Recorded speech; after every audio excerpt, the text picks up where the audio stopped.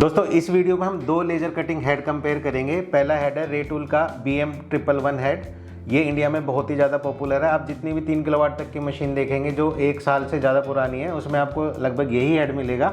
और दूसरा जो हेड आजकल छाया हुआ है मार्केट में वो बोशी कंपनी का BLT310 हेड। तो ये हेड भी 4 किलोवाट तक पावर का है और ये हेड BM111 और BM110 3 किलोवाट तक की पावर के हैं। इंडिया में ज़्यादातर आपको यही हेड देखने को मिलता है, लेकिन क्यों ये हेड आजकल बहुत ज़्यादा पॉपुलर होते जा रहा है उसके बारे में हम डिस्कस करेंगे और दोनों हेड को साइड बाय साइड कंपेयर करेंगे। और आपको अपनी लेज़र कटिंग मशीन पे कौन सा हेड लगाना चाहिए उसके बारे में भी हम डिस्कस करेंगे। तो दोस्तों आगे बढ़ने से पहले हम आपको एक स्टोरी बताते हैं कि इन दोनों कंपनियों में इतना स्ट्रॉन्ग कंपटीशन है। तो जो ये बोशी का हेड है जिसको आमतौर पर लोग बोशी का हेड बोलते हैं, ये उसी कंपनी का हेड है जो सिप कट बनाती है। जितनी भी इंडिया में लेज़र कटिंग मशीन लगी है उसमें से 95% मशीनों में सिप कट का कंट्रोल सॉफ्टवेयर होता है। जैसे आपने सुना होगा सिप 1 या सिप कट 2000C या सिप कट 2000E। तो जो बोशी कंपनी थी वो लेज़र मशीन के कंट्रोलर बनाती थी, CNC कंट्रोलर बनाती थी, लेकिन कोविड के बाद उसने लेज़र कटिंग मशीन के हेड भी बनाना शुरू कर दिए। तो ये बोशी वही कंपनी है जो सिप कट बनाती है, उसने अपना हेड बनाना शुरू कर दिया।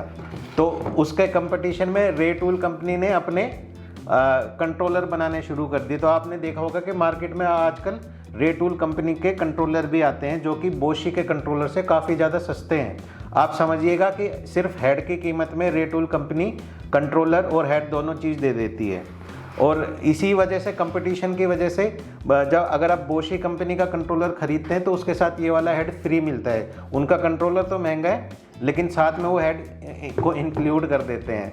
तो इसी वजह से मैन्युफैक्चरर अगर आपको सिप कट बेच रहे हैं तो ये वाला हेड बेचने की कोशिश करते हैं, क्योंकि मैन्युफैक्चरर को इसकी कोई एक्स्ट्रा कॉस्ट नहीं होती है। मतलब वो थोड़ी सी अमाउंट एक्स्ट्रा दे के इस हेड को प्रोक्योर कर सकता है। तो ये दोनों की कंपनियों के कंपटीशन की कहानी हो गई कि क्यों ये हेड पॉपुलर हो रहा है और क्यों रेटूल का कंट्रोल सिस्टम पॉपुलर हो रहा है। क्योंकि जो कंपनी है कंट्रोल सिस्टम आप समझ सकते हैं लगभग मुफ्त में बेच रही है, मतलब मुफ्त में दे रही है, आपको सिर्फ रेटूल का हेड खरीदना है। तो दोस्तों पहले रेटूल के हेड की बात कर लेते हैं। ये हेड इतना पॉपुलर क्यों है? क्योंकि एक बहुत ही स्टेबल हेड है।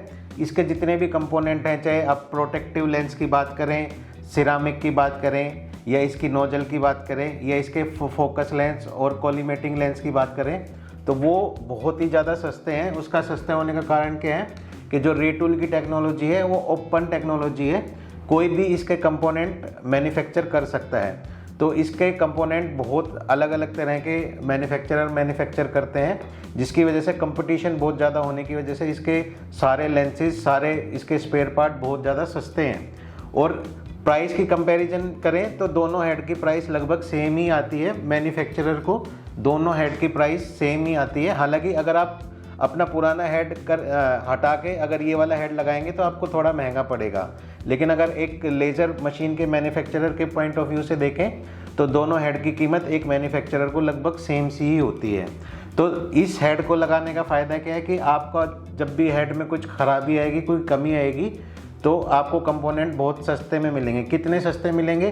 तो इस हेड के कंपोनेंट और इस हेड के कंपोनेंट में दुगने का फ़र्क है। जैसे अगर इस हेड का फोकस लेंस मान लीजिए 10,000 रुपये का आता है तो इस हेड का आपको 20,000 रुपये में मिलेगा। तो लगभग हर पार्ट में दुगने का डिफरेंस है इन दोनों हेड में। तो दोस्तों हमने कीमत का कंपैरिजन कर दिया है, जिससे आपको मोटा मोटा अंदाज़ा लग गया है कि मैन्युफैक्चरर को दोनों हेड अगर आप सिप कट कंट्रोलर के साथ ले रहे हैं तो लगभग सेम कीमत के पड़ते हैं। वहीं हमने आपको बता दिया कि जो रेटूल के कंपोनेंट है वो काफ़ी ज़्यादा सस्ते होते हैं बोशी के कंपैरिजन में।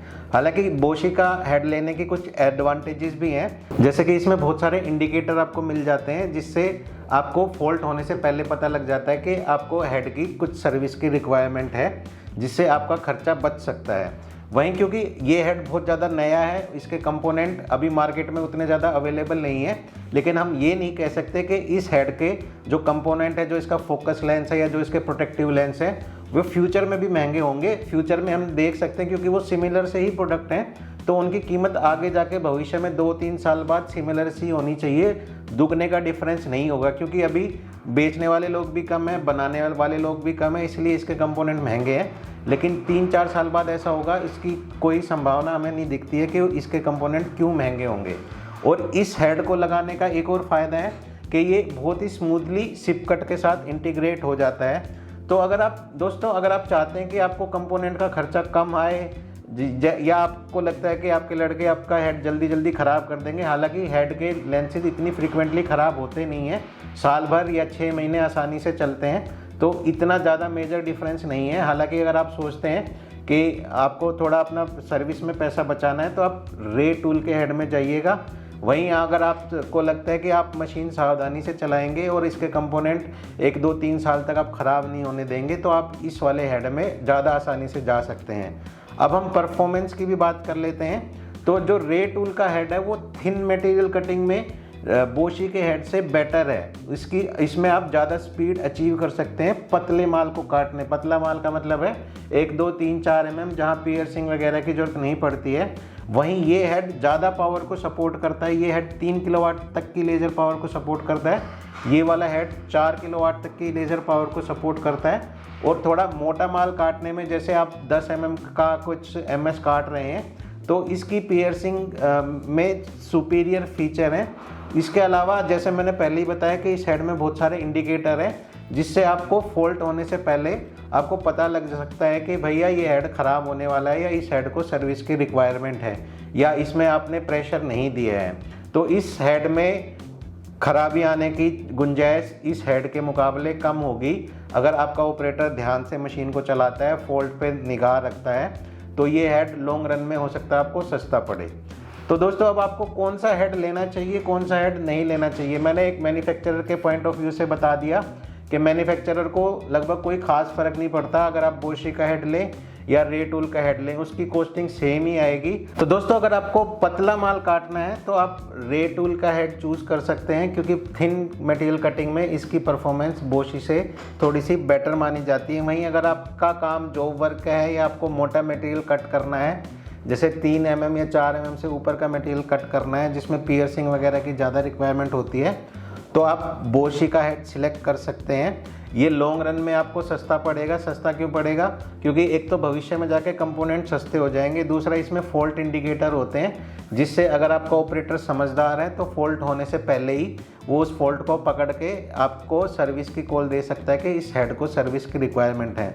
वहीं मैं आपको एक बात और बता दूं, अगर आप बोशी का हेड चूज़ करते हैं तो भविष्य में आपको बोशी पे ही रहना पड़ेगा, क्योंकि जो सिपकट का कंट्रोलर है वो बोशी के हेड के साथ इंटीग्रेटेड है। अगर आपने वो कॉम्बी लिया है, यानी आपके मैन्युफैक्चरर ने वो कॉम्बी लगाया है जिसमें हेड और कंट्रोलर बोशी का ही है, तो आप दूसरी कंपनी का हेड लगाने के लिए आपको सिपकट के भी कुछ पार्ट चेंज करने पड़ेंगे। मतलब आपका एक इंटरफेस कार्ड भी चेंज करना पड़ेगा, जो कि कॉस्टली हो सकता है। मतलब कि भविष्य में आप बोशी से दूसरी कंपनी के हेड में जाएंगे तो आपको ज़्यादा खर्चा लगेगा। तो दोस्तों ये हमने आपको दोनों हेड की बहुत ही क्लियर पिक्चर बता दी है। क्यों मैन्युफैक्चरर इस हेड को पुश कर रहे हैं उसके बारे में भी बता दिया है, और इस हेड की क्या एडवांटेजेस हैं उसके बारे में भी बता दिया है। तो दोस्तों अगर आप लेज़र कटिंग मशीन में इंटरेस्टेड हैं तो आप कोई भी हेड मोटा मोटा चूज़ कर सकते हैं, आपको ज़्यादा कंफ्यूज होने की ज़रूरत नहीं है। वहीं अगर आप लेज़र कटिंग मशीन में या CNC मशीन्स में इंटरेस्टेड है तो हमारे इस YouTube चैनल को ज़रूर सब्सक्राइब करिएगा। हम समय समय पर इसी तरह की आपको जानकारी देते रहेंगे जो आपको इंटरनेट पे या YouTube पे कहीं पे भी नहीं मिलेगी। धन्यवाद।